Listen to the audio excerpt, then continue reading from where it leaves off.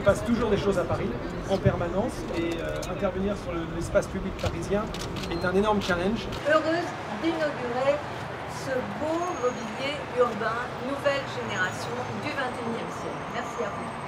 Écoutez, il y a en effet une dizaine de fonctionnalités nouvelles sur ces abribus tout à fait innovants qui pour la première fois voient le jour à Paris. C'est par exemple un toit qui a 50% de surface abritée en plus. C'est sur les 2000 abribus de Paris des ports USB qui permettent de recharger un terminal mobile qui serait déchargé.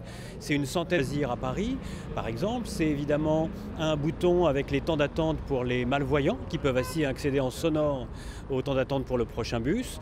Ce sont des poteaux d'arrêt déportés qui permettent de voir à distance, depuis une terrasse de café par exemple, dans combien de temps arrive son bus. Il y aura 2000 plans centrés sur l'abribus en question, c'est-à-dire immédiat. À environ 60% des abribus, il y aura un accès par l'extérieur, c'est-à-dire que par une glace arrière qui a disparu, toutes les personnes à mobilité réduite ou les personnes avec des poussettes, avec des valises, pourront accéder en toute sécurité à l'abribus. Les applications sont faites aussi bien pour les gens qui attendent le bus que pour tous les autres.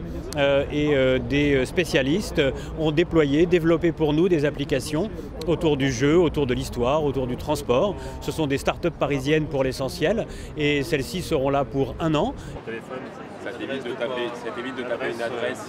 Il y a au total 2000 abribus à changer, 871 l'ont déjà été et à la fin du premier semestre, tout sera terminé.